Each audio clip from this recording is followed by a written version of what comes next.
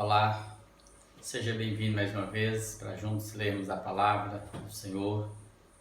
E eu quero desejar a todos paz, a graça, a saúde, a alegria da parte do Pai, do Filho e do Espírito Santo. Te convido nesse instante para reunir os seus, reunir sua família, os que estiverem próximos a você, para que nós continuemos a ler Jesus através dos 4 evangelhos. E hoje, especificamente, nós vamos ler um texto que nós deveríamos ter lido logo depois da cura dos 10 leprosos, que é o texto de João 11.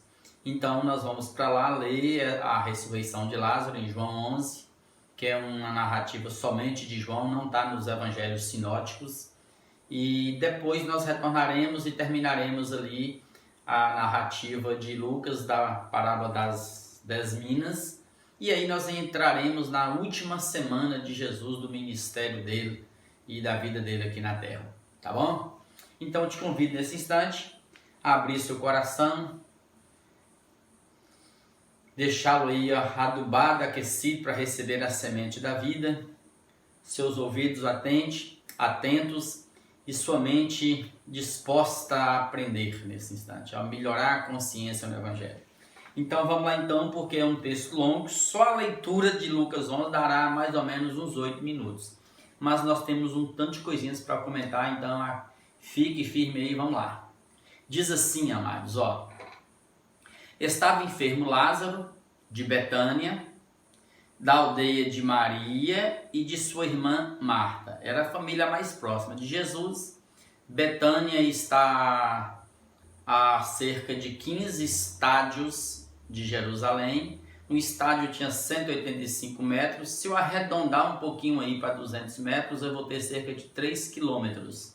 Então, aproximadamente 3 quilômetros a distância de Betânia para Jerusalém. Estava esta Maria, cujo irmão Lázaro estava doente, era a mesma que ungiu com bálsamo o Senhor e lhe enxugou os pés com seus cabelos. Nós leremos essa narrativa mais na frente. Mandaram, pois, as irmãs de Lázaro dizer a Jesus: Senhor, está enfermo aquele a quem amas. Ao receber a notícia, disse Jesus: esta enfermidade não é para a morte, e sim para a glória de Deus, a fim de que o Filho do Homem seja por ela glorificado. Ou seja, Jesus está aqui agora mostrando que não é que Lázaro não morreria, mas é que Lázaro ressuscitaria e mais uma vez o Filho de Deus, o Filho do Homem, seria glorificado. E mais uma vez todos veriam e saberiam, olhando para as Escrituras, que ali estava o Filho de Deus, o Messias. Ora, amava Jesus a Marta e a sua irmã e a Lázaro. Quando, pois, soube que Lázaro estava doente, ainda demorou-se 2 dias no lugar onde estava. Depois disse aos seus discípulos: vamos outra vez para a Judéia. Vamos voltar para a Judéia, para Jerusalém, para aquela região. Disseram-lhe os discípulos: Mestre, ainda agora os judeus procuravam apedrejar-te, e voltas para lá? Respondeu Jesus: não são 12 as horas do dia, de 6 às 6 da tarde? E à noite de 6 às 6 da manhã, 6 da tarde às 6 da manhã? Se alguém anda de dia, durante a luz do sol, não tropeça, porque vê a luz deste mundo. Mas se andar de noite, tropeça, porque nele não há luz. Então eu não quero interpretar isso aqui espiritualmente nesse momento. É porque naquela região era breu mesmo, quando chegava a tardezinha à noite. O tempo de produzir, de trabalhar, era de dia. A noite vinha quando ninguém poderia trabalhar. É lógico que dá para aplicar isso aqui espiritualmente. Cada um faça a sua aplicação. Isto dizia e depois lhes acrescentou: nosso amigo Lázaro adormeceu, mas vou despertá-lo. Disseram-lhe, pois, os discípulos: Senhor, se dorme, estará salvo. Jesus, porém, falara com respeito à morte de Lázaro, mas eles supunham que tivesse falado a respeito do sono. Então Jesus lhes disse claramente, abriu o verbo e disse: Lázaro morreu. Verso 15: e por vossa causa, os discípulos, pela causa de vocês, me alegro de que lá não estivesse neste momento da morte dele, para que possais crer, mas vamos ter com ele. Ou seja, Jesus estava mostrando que eles viriam mais uma ressurreição, e aí eles creriam. Então Tomé, que significa, chamado Dídimo, que significa gêmeo, né, gêmeos, disse aos condiscípulos: vamos também nós para morrermos com ele. Ou seja, Tomé não entendeu nada. Chegando Jesus, encontrou Lázaro já sepultado havia 4 dias. Isso aqui carrega um significado muito importante, esses 4 dias. Porque vocês vão ver que muitas mentiras vão cair. Muitas fábulas, muitas crenças antigas vão cair. Aqui, por exemplo, os discípulos, o judaísmo, não os discípulos de Jesus, mas também eles, porque tem a raiz judaica, mas o judaísmo cria, uma parte deles cria, que após 3 dias da morte é que a alma se desprendia do corpo. E por isso, após 4 dias já sepultado, ou seja, entre aspas, literalmente, a alma já tinha separado, o que vocês vão perceber que é um equívoco. É um equívoco, nós já sabemos e Jesus está rompendo com isso. A alma de ninguém morre. Essas teorias que tem por aí de departamentos, estado intermediário, um lugarzinho para a alma ficar, que ela fica no sono profundo, isso é tudo coisa de religião. Se você pegar Jesus, ler Jesus como nós já lemos, observando a ciência que já mostra a consciência da gente, mesmo o corpo morrendo fisicamente, sua consciência permanece. Se você pegar João escrevendo lá no 5º selo do Apocalipse, você vai perceber que as almas estão tudo debaixo do altar de Deus e todas conscientes. Ninguém perde a consciência. 4 dias, diz o texto. Ora, Betânia estava cerca de 15 estádios perto de Jerusalém, cerca de 3 quilômetros. Muito dentre os judeus tinham vindo ter com Marta e Maria para as consolar a respeito de seu irmão. Marta, quando soube que vinha Jesus, saiu ao seu encontro. Maria, porém, ficou sentada em casa. Disse, pois, Marta a Jesus: Senhor, se estiveras aqui, não teria morrido meu irmão. Mas também sei que, mesmo agora, tudo quanto pedires a Deus, Deus tu concederá. Observe que Jesus está indo em direção a um morto. Imagine as expectativas todas.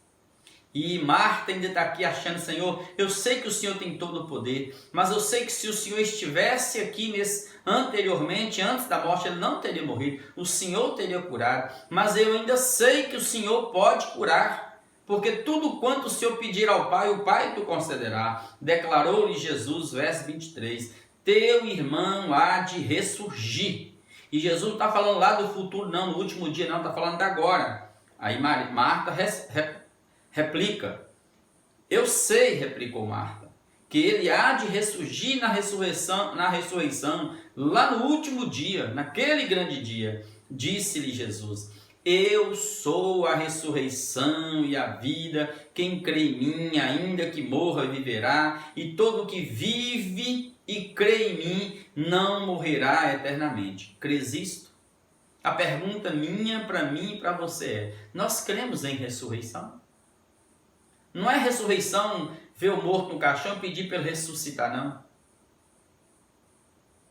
Eu sei que tem gente fazendo isso aí, eu sei que ressurreições ocorreram no fenômeno da história, mas eu sei que todos morrem. Pedro morreu, Paulo morreu, Jesus morreu, todos morreram, Cristo ressuscitou. O que está implícito aqui é o seguinte: eu creio em ressurreição, porque aquele que crê em ressurreição, esse é que é filho de Abraão, que anda nas pegadas de Abraão, que com antecedência entregou o filho a Deus no monte Moriá, proverá. Deus vê com antecedência, porque entendia no coração que Deus era poderoso até para ressuscitar dos mortos.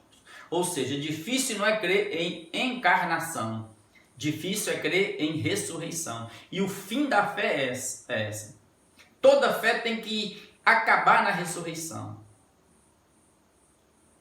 A sua fé tem que ser completa e até a ressurreição, porque o que dá sentido à vida é ressurreição. Não é reencarnação, não é qualquer outra coisa. é ressurreição. A vida é uma só. Aí então diz o texto, sim, verso 27, Senhor, respondeu ela, eu tenho crido que tu és o Cristo, o Filho de Deus, que devia vir ao mundo. Tendo dito isto, retirou e chamou Maria, sua irmã, e lhe disse em particular, o mestre chegou e te chama. Ela, Maria, ouvindo isso, levantou-se depressa e foi ter com ele. Pois Jesus ainda não tinha entrado na aldeia, mas permanecia onde Marta se avistara com ele. Os judeus que estavam com Maria em casa e a consolavam, vendo-a levantar-se depressa e sair, seguiram-na, supondo que ela ia ao túmulo para chorar. Porque era um momento do pranto, do velório. Era um momento que tinha um morto inerte ali nesse instante. E assim como tinha um morto inerte ali no caixão, tinha talvez um punhado de gente morta ao redor. Sem fome de Deus, sem sede de Deus, sem querer Deus. E Jesus está indo em direção a tudo isso. Não só ao morto Lázaro para ressuscitá-lo da morte física e trazê-lo de volta, mostrando mais uma vez que ele é o Messias, para ele ser glorificado diante de todos, mas para ressuscitar aqueles que estavam ali cheios de incredulidade ainda. Que não tinham vontade de Deus, que mesmo conhecendo a lei e a letra da lei, não conseguiam perceber e discernir que Jesus era o Cristo. Então vamos lá, vamos continuar a leitura.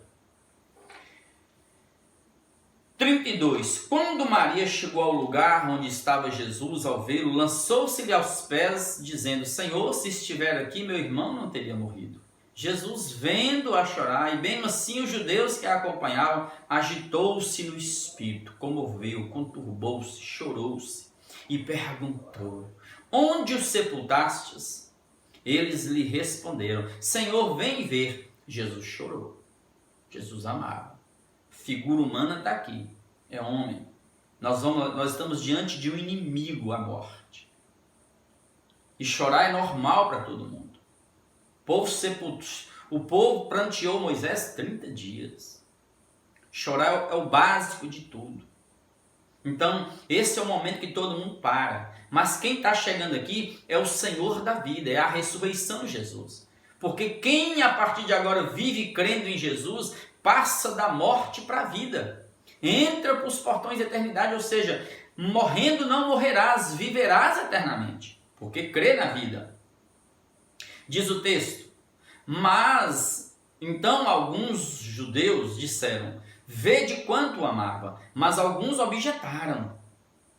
Não podia ele que abriu os olhos ao cego de nascença lá em João 9, fazer que este não morresse? Ou seja, Jesus aqui se sente desafiado, porque ele ouve pessoas dizendo, já que ele curou o cego e chorou pela morte de Lázaro, pela dor das irmãs, por que ele não impediu que esse morresse? Jesus então se sente desafiado e continua no processo. Vai em direção à sepultura. Jesus, agitando-se novamente em si mesmo, encaminhou-se para o túmulo. Era este uma gruta, cuja entrada tinha posto uma pedra. Então ordenou Jesus, tirai a pedra. Disse-lhe Marta, irmã do morto, Senhor, já cheira mal, porque já é de 4 dias. Respondeu-lhe Jesus, não te disse eu, se creres verás a glória de Deus? Tiraram então a pedra, e Jesus, levantando os olhos aos céus, disse, Pai, graças te dou, porque me ouviste. Esse é o ponto crucial para uma ressurreição. É tirar a pedra.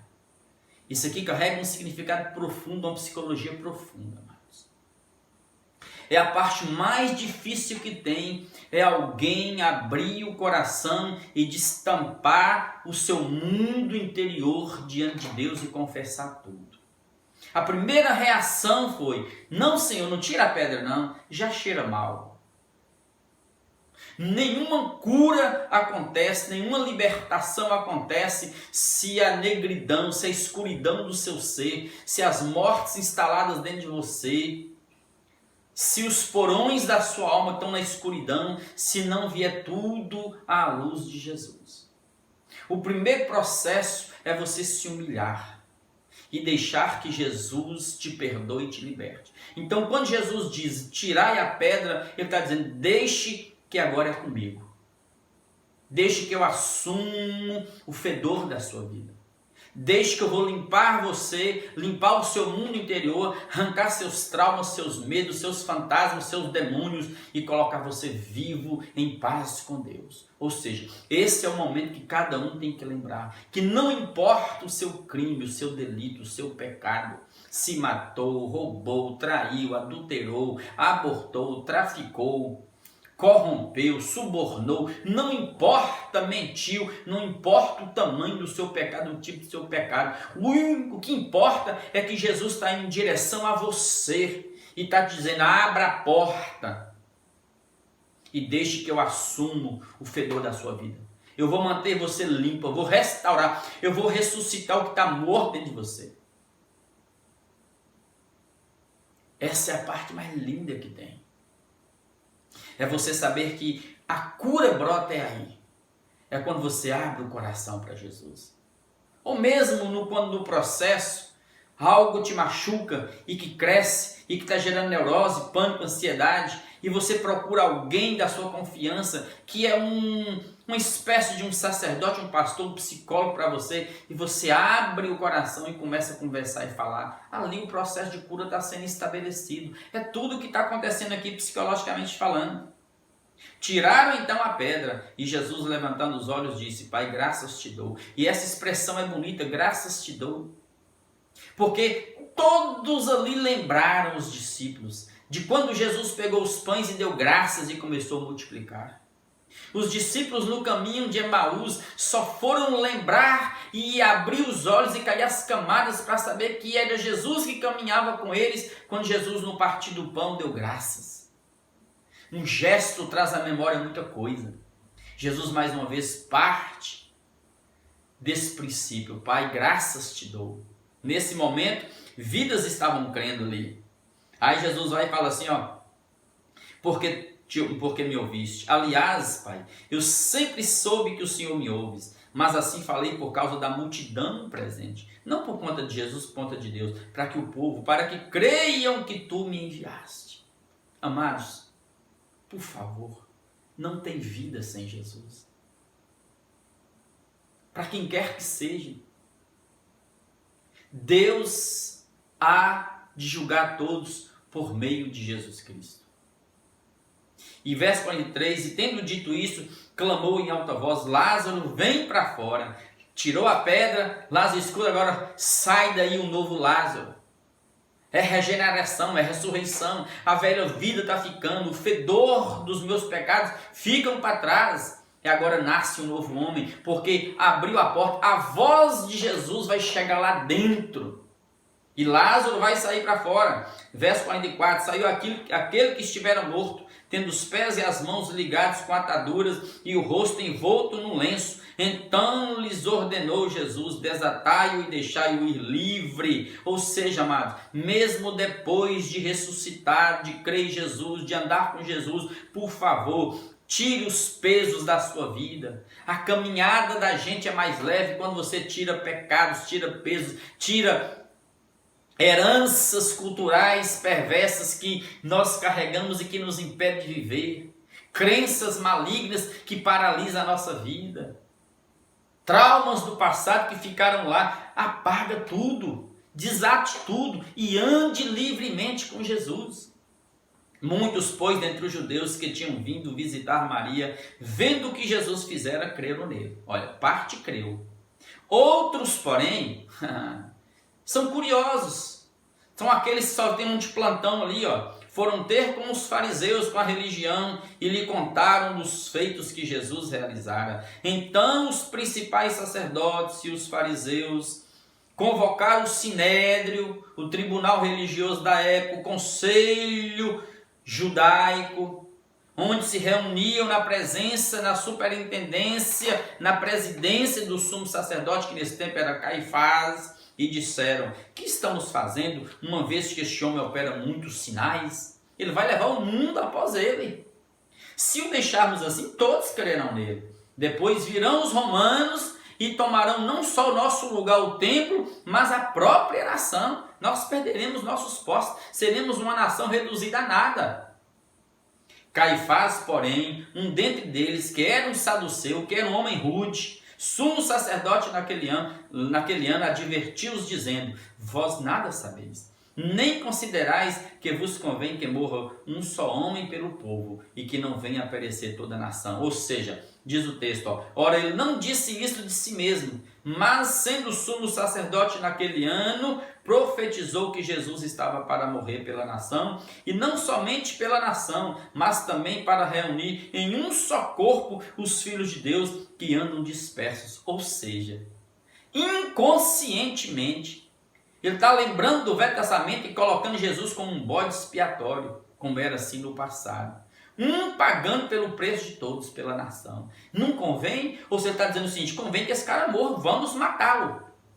Só que quando ele fala de matar Jesus, de fato é isso. Porque quando Jesus morre e é levantado na cruz, ele atrai os olhares do mundo para ele. Ou seja, então a salvação perpassa a nação judaica. Jesus estaria morrendo não só pelos judeus, mas por todos os povos da terra. Ou seja, Jesus é sacerdote segundo a ordem de Melquisedeque, para além da geografia judaica, para além das religiões. Ele salva onde ele quer, em qualquer cultura, língua, tribo, povo, raça ou nação, em qualquer favela, viela, cidade, fazenda, sítio. Jesus enche, vai de encontro àquele que está perdido. A salvação perpassa tudo. Desde aquele dia resolveram matá-lo, ou seja, pactuaram ali no sinédrio, no tribunal religioso, matar Jesus, de sorte que Jesus já não andava publicamente entre os judeus, mas retirou-se para uma região vizinha ao deserto, para uma cidade chamada Efraim, e ali permaneceu com os discípulos. Estava próximo à Páscoa dos judeus, e muitos daquela região subiram para Jerusalém antes da Páscoa, um pouquinho antes, para se purificarem, para entrarem na semana da Páscoa purificados. Lá procuravam Jesus, e estando eles no templo, todo o povo no templo dizia uns aos outros: que vos parece? Não virá ele à festa? Ora, os principais sacerdotes e os fariseus tinham dado ordem para que, se alguém soubesse onde ele estava, denunciá-lo, a fim de o prenderem. Vamos orar? E deixa a graça de Deus encher sua casa, encher sua vida. Creia em ressurreição. É o que dá sentido à vida. Uma semente, para nascer, ela precisa morrer. Nós somos assim. Depois que eu morro com Cristo, eu ressuscito em Cristo para a nova vida. É o que dá sentido. Aqui Jesus está mostrando que Ele é que tem poder sobre a morte. A morte vai ser destronada, destruída nesse instante. A morte está morta nesse instante. Porque quem crê em Cristo vive eternamente. Em Cristo, a morte fica acuada diante de você. Se ela te matar, você entra para os portões da eternidade. Se ela te deixar na terra, você permanece na terra, enchendo a terra do conhecimento de Deus. Ou seja, nós somos livres em Cristo. Em Cristo os fantasmas se vão, os medos se vão. A luz brilha, ressuscita, explode a luz de Cristo no nosso interior. Ilumina as regiões mais escuras das nossas almas. Deixe Jesus encher sua casa, salvar sua casa e firma-te com Ele nesse instante. Vamos orar. Deus, oh Deus, eu sei que o Senhor, Pai, é o Deus que ressuscita mortos. E eu sei que o Senhor mesmo, de si mesmo, pelo teu próprio poder, tu levantaste da tumba fria e a deixaste vazia. Tu ressuscitaste. A morte foi vencida. É o Senhor quem tem as chaves da morte. É o Senhor quem dá vida e tira a vida. E é o Senhor, Pai, quem assume os nossos pecados. É o Senhor quem nos cobre com teu sangue, que nos cobre definitivamente, colocando sobre nós a tua justiça, as vestes brancas do Senhor. Oh Deus, não importa onde cada um, Pai, está, como está, e o que fizemos no passado. Os pecados mais sombrios. O que importa é que agora, Pai, nós estamos diante de Ti te pedindo, perdoa-nos. Liberta-nos dos nossos fantasmas e medos nesse instante. E quebre cadeias e grilhões, Pai. Cure, Pai. Cure cada um. Permita que esses dias sejam dias, Pai, em que as mentiras que nós herdamos, de todos os principados da religião, se rompam, Pai, caiam por terra. E que somente, Pai, a verdade do Evangelho permaneça em nós. E nessa verdade nós andemos no caminho, confiantes, rumo à eternidade. Abençoe cada um nesse instante. Cure as feridas da alma. Cure o corpo de cada um. E supra as necessidades de cada família que está agora, Pai, lendo a Tua palavra conosco. É assim que eu clamo a Tua bênção sobre a minha vida, a vida da minha casa e a vida daqueles que estão nesse instante, Pai, ouvindo o Evangelho. Em nome de Jesus, para a glória de Jesus. Amém, amém, amém.